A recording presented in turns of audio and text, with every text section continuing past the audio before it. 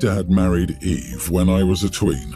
I wasn't at their wedding because my mom died a week and a half before the wedding. I wasn't in a good headspace to go, and honestly I had already disliked Eve since she was very pushy about wedding stuff and wanted me to play a particular part in the wedding, to the point where I felt like I was being set up to be stuck with her toddler daughter the entire day.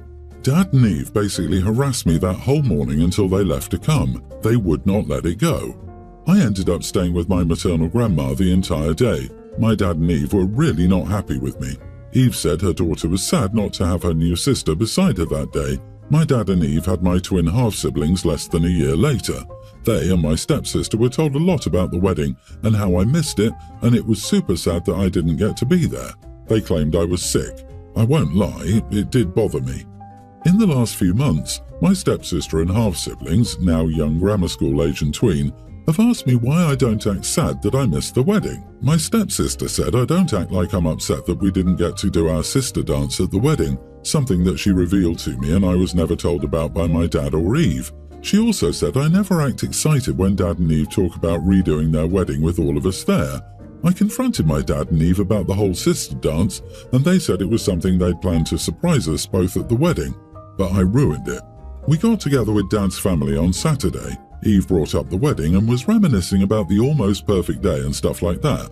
Dad's family was like, yeah, it was such a difficult time for the family though after I lost my mom and had my life turned upside down. Eve and Dad were like, oh yeah, OP really regrets not being at the wedding and it's such a shame we couldn't help her make it. My dad's family all looked very confused about the statement. Eve commented that it was such a shame I hadn't got the foresight to realise I'd regret missing out back then. That put me over the edge and I told them I didn't regret missing their wedding. Their wedding was not some big important day for me, especially not after I lost my mom. I told them I was in the worst stage of grief still and I was harassed the whole morning of the wedding by them. I said if I wanted to go I would have, and that the lies they kept making up and telling everyone were disgusting because most people who know me know I just lost my mom and didn't give a damn about the wedding. Dad and Eve didn't like what I said, but my grandparents, aunts and uncles all said I was right. But Eve and Dad said I should have a better attitude, and I hurt not only them but also my stepsister and half-siblings by revealing how little I cared about the creation of our family. Am I the idiot? Not the idiot, good heavens. Eve needs to get the heck over herself. It's her damn fault you weren't at the wedding. They could have had the forethought to postpone in light of the death of your mother. To even think that you'd all be, yay, wedding, 10 days after losing her, to say little of their appalling pressure on you on their wedding day a week and a half after losing your mother is ridiculous.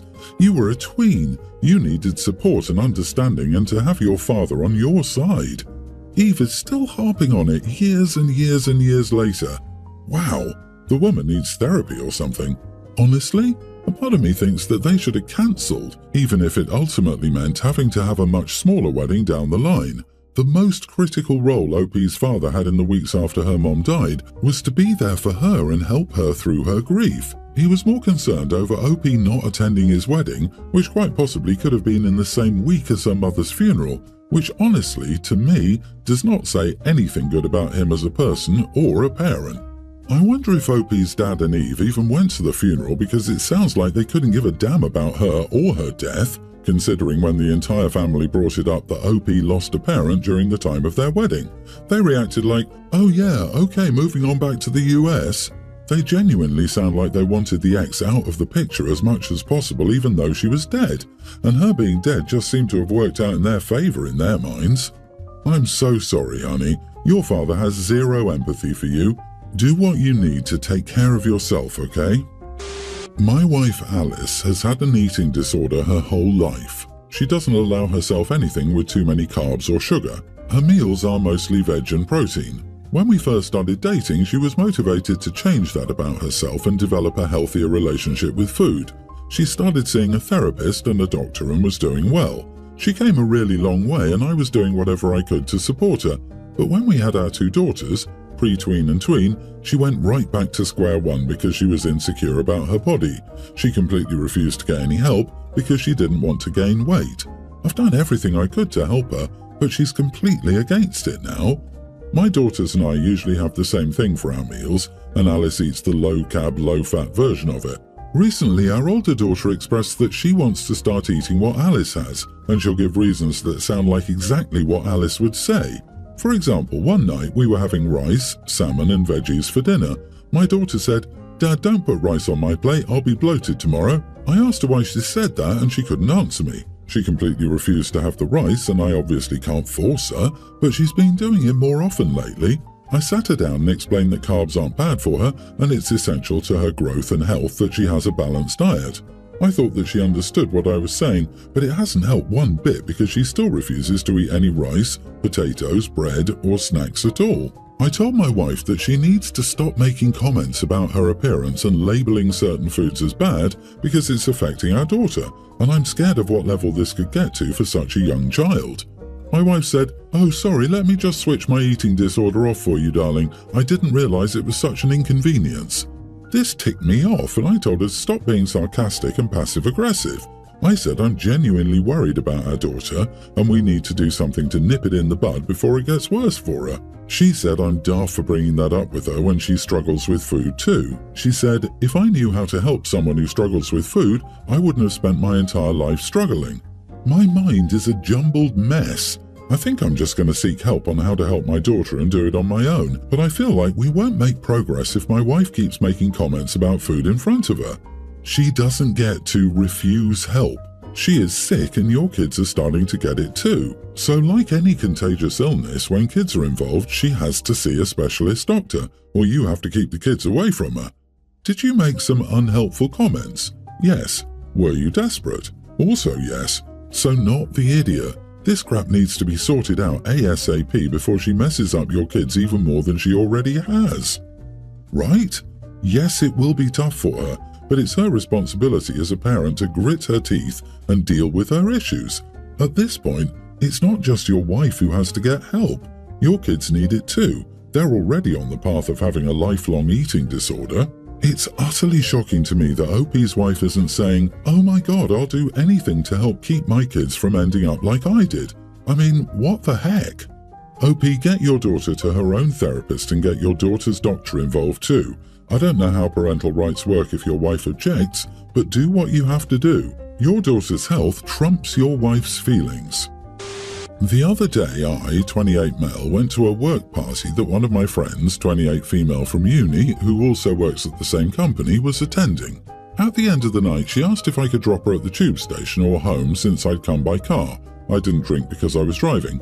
I said I was in a bit of a rush, unfortunately, and couldn't, even though in reality I could have since the tube was on the way home, and dropping her home wouldn't have added much to my commute. I was concerned since I wasn't sure how comfortable my girlfriend would be with me having another girl in the car alone. She was also a little tipsy, and she's probably also not the most careful person, considering she was robbed twice before in the past 5 years. Apparently she actually got robbed again. She was at the bus stop, and she noticed the straps of her purse had been cut off, and she was just wearing the straps with no purse. She lost her phone, cash and cards, and had to walk for an hour home in heels, but luckily her flat uses a digital PIN code so she could get in. She seems a little cross with me now despite not directly blaming me, but I feel like it's on her to be more careful. I've never had an issue before and I'm not some muscular guy. I'm just 5'6" and she's 5 foot. Back in uni we sometimes walked together between buildings, but that was a long time ago. In my mind she just wanted to avoid getting hit on, but she'd managed to handle that herself now. Now I'm wondering if I was the idiot. I asked my girlfriend and she said I should have dropped her, and she'd have no problem with it, but I didn't know at the time. At the time she should be taking precautions, like I knew I'd be driving so I didn't drink. She knows she has a late commute, so she should be aware of her belongings and surroundings and not drink too much. You are the idiot. She was an intoxicated woman trying to get home late at night. If you think she didn't make a responsible decision, that's a discussion to have the next day, but making her walk home in that state put her in a perilous position. Also, if your girlfriend would get mad that you gave a friend a ride home when she was intoxicated late at night, she's also a major idiot. Are you even sure this is the case? I've never met a woman who would want another woman to walk home in that condition. I really feel like you didn't want to give your friend a ride and you're using your girlfriend as a cover. He also victim blamed her for being robbed multiple times. She's not that careful because she's been robbed twice before. What an idiot. It wouldn't have taken you anything to drop her at the station. You said so yourself. And I agree your girlfriend is an idiot if she's so jealous and insecure that she would rather you leave an intoxicated girl to walk home alone at night versus giving her a quick lift. I, 23 male, lost my dad when I was 8 and my mom remarried Tony a little over a year later, 14 months to be exact. Over the years, Tony and I clashed. He wanted to adopt me to change my last name to his and told me repeatedly to call him Dad.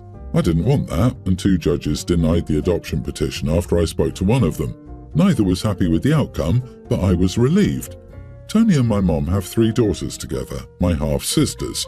Tony tried to use the birth of the first one to convince me to give his name a chance. He said it would tie us all together. I told him the connection to my dad was more important than being tied to them. He told me I hated my last name just like my dad had, so he wanted to know why I was so stubborn when I could have a better last name. I told him it was my dad's name and I wanted to keep it. When I was 17 or 18, I realized Mom and Tony were lying to my half-sisters and telling them Tony was my dad. But I was just born before he and Mom got married, so I had a different last name. They even convinced the girls I looked like Tony. I told my mom I knew, and as soon as I graduated high school, I moved out and told her not to expect me to be a part of the family anymore. My mom told me I was overreacting, and I should have been kinder to Tony and given him a chance. I told her there was no replacing Dad, and they needed to get over that wish because pushing the adoption, name change, and calling him Dad was only going to look like replacing Dad. My wife and I got married a couple of years ago. We had a very small private wedding because of the global issue. I didn't invite my mom or her family. However, we had more contact over the last few months, and she told me she wanted to be a grandma to our infant son. We've met up 3 times since my son was born. The first time, Mom and Tony both reacted badly to my son's name. He's named after my dad, but not the name people called my dad. The name my dad wished he'd had and the name he wrote for himself. Tony also made a snarky comment about me taking my wife's name when I wouldn't take his. The last time we saw each other was 2 weeks ago. That time and the time before, my half-sisters asked why I didn't name my baby after their dad, why I named him after someone who died, etc. Last time I told them Tony wasn't my dad, my son was named after my actual dad and that's why we chose the name we did. They told me I was wrong and said he should have been named after Tony. Mom and Tony both sat there, almost smiling. I sent them both a message afterwards saying if they didn't nip the girls' comments in the bud, we won't see each other again, and I don't care if that upsets them or not. They replied that the girls have a right to their questions and comments, and I can't take their grandson away from them. They also said I was behaving childishly. I wish I'd never started contact back up with them at all. Am I the idiot? Wow, it's crazy they would tell the girls lies. Not the idiot, and you're right to create distance. If they don't respect your wishes, then they don't get to have you in their lives. You honestly tried to have a relationship with your mom, stepdad, and half-sisters, and clearly they didn't grow as individuals. Tony throwing a tantrum because he can't stand that his wife had a son with another man before him, and harassing a grieving little boy to take his name is okay. Tony making snarky comments about OP's taking his wife's name is okay. They haven't changed. Your wife and child are your family and your priority now. Don't subject them to your relatives' toxic behavior. It sounds like your life was a lot less complex and dramatic without them. It must chafe your butt that you will never have a son to pass on your last name, doesn't it, Tony? Hit your mother's smarmy husband where it hurts, and then tell your mother only she's allowed to be grandma to your kid, and if she doesn't like it, she knows what happens. When I, 36 male, was a kid, my parents never celebrated my birthday. I only knew what day my birthday was because of family members wishing me a happy birthday. I try really hard to make everyone I'm close to have a really good birthday. I guess my logic is that they feel wanted and appreciated, which is not how I felt as a kid. It was my birthday yesterday and my wife, 35, didn't mention it. She didn't say happy birthday to me or anything. Neither did my daughter, but she's a preschooler, so I don't expect her to, lol. I don't care too much about presents or doing anything special. It would have just been nice for her to at least acknowledge that it was my birthday. I did wait until midnight in case she was doing that thing they do in movies where the person pretends they've forgotten someone's birthday when they actually haven't. I know that's stupid, but still. After it turned 12, it's really embarrassing, but I kind of broke down crying. I know it's stupid crying over something that isn't a big deal, but it just made me feel how I felt as a kid, and it just brought back a lot of feelings and memories from my childhood. My wife walked in on me crying, Pretty much in the middle of a panic attack, to be honest, lol. She asked me what was wrong, and once I told her, she got really angry and accused me of trying to make her feel bad for something that wasn't important. She was quite loud, which woke my daughter up, so I left the room to put her back to sleep. Am I the idiot? Edit, she likes doing a big thing for her birthday because it's important, which makes sense, and I'm happy to make her birthday special for her. She usually gets me a card or something small and says happy birthday. So, despite knowing your history and how important celebrating birthdays is to you, and despite liking making a big thing of her own birthday, she normally only gives you something small and wishes you a happy birthday? Well, that's unfair to say the least. You are not the idiot, and that is before we even consider her words to you on your birthday this year. I don't know why your parents didn't celebrate, but you have trauma from that in and of itself. Her flipping the switch and saying it wasn't important was even more cruel. It wasn't important to her, but it was to you. I'm really sorry. Please reevaluate this relationship. Your wife thinks her birthday is important, while yours is not. She is the idiot, not to mention a very inconsiderate and selfish partner. Happy belated birthday.